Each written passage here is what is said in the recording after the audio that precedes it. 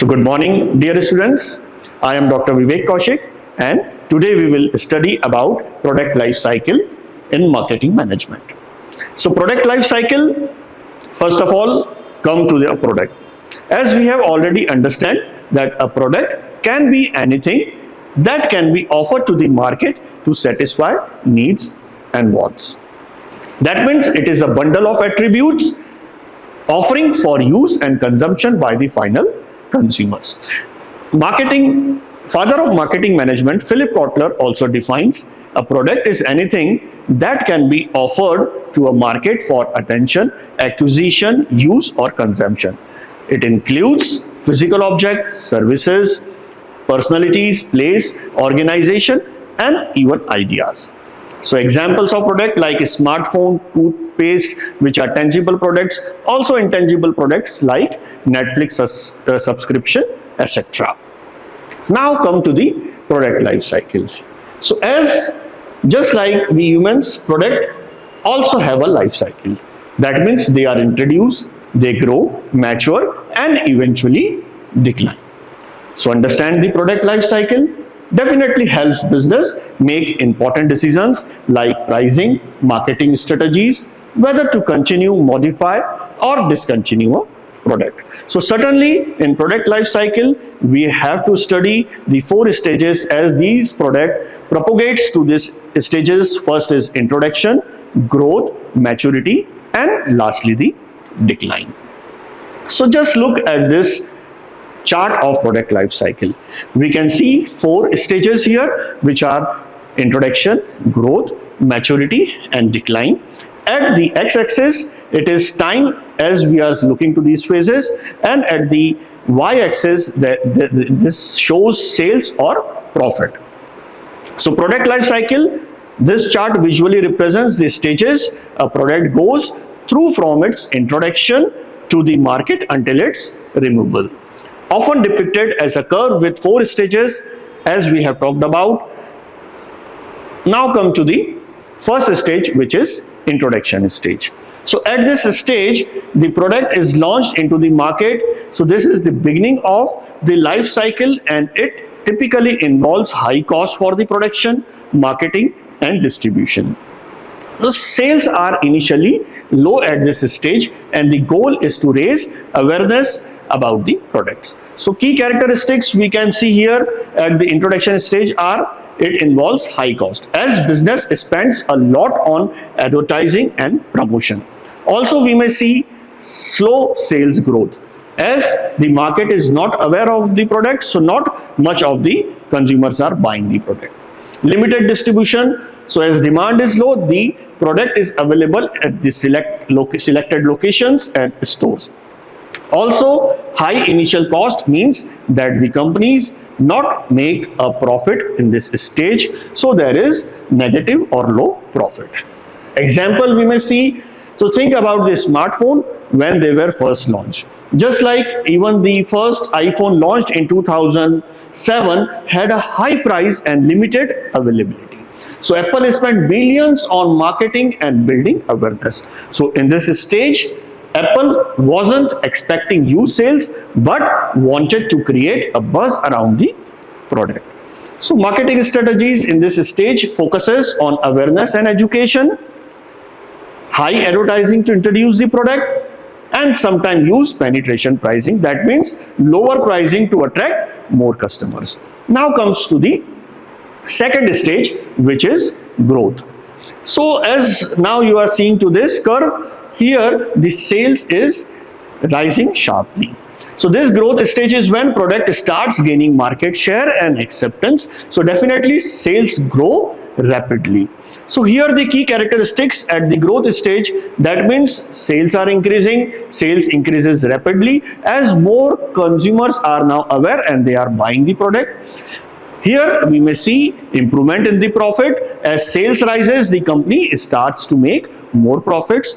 Also, now there are chance for the market expansion as distribution expands to the more locations and even in the countries. Here there is also we may see increased competitions, more brands and companies enter market with the similar products.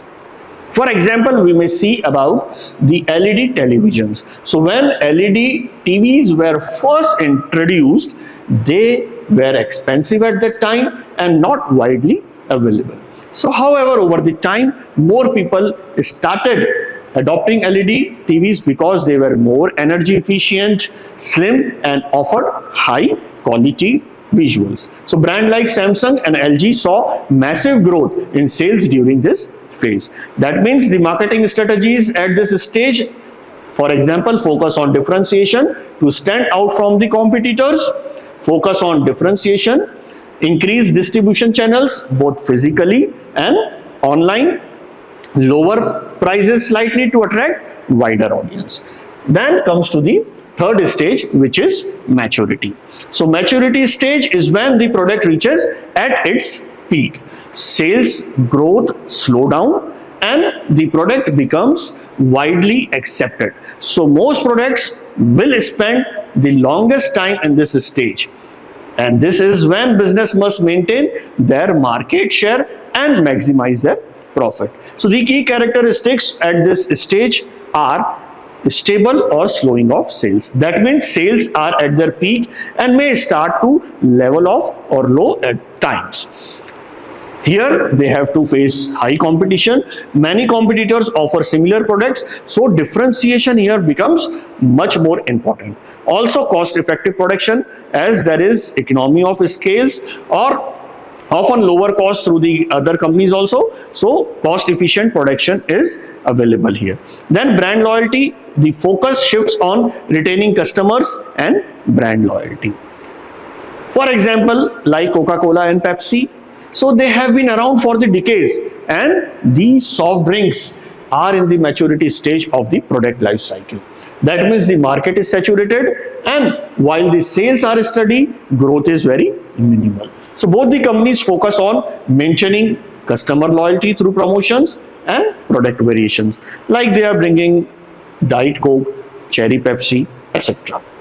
So marketing strategies in this stage are focus on loyalty programs and promotions, increase brand differentiation through packaging, flavors or branding, and start offering bundling like combo deals, offers with other products, and so on. Now comes to the final stage, which is the decline stage. So the decline stage occurs when sales and profit begins to drop due to the factors such as market saturation, technological advancement, or changes in the consumer preferences. So key characteristics at this stage we can see here, like falling sales. So sales begin to decrease as the product becomes outdated or irrelevant. Also price reductions. So company may reduce prices, sell off the remaining stocks. Also the limited distribution, fewer locations or retailers may now offer the product as its demand is very, very low. Also low profits and losses may be seen.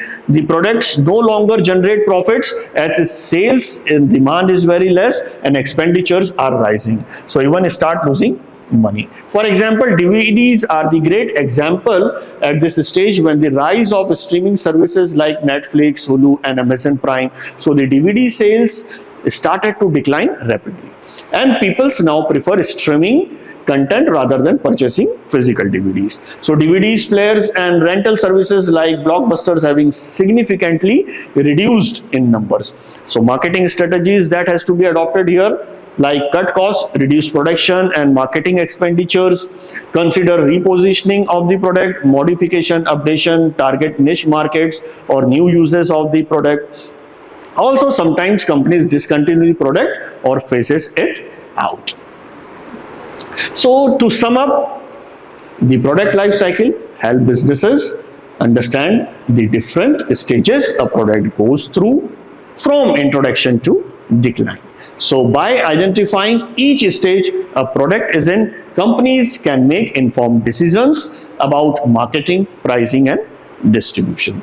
So the takeaways here are: at the introduction stage, high cost, low sales, and focus on awareness.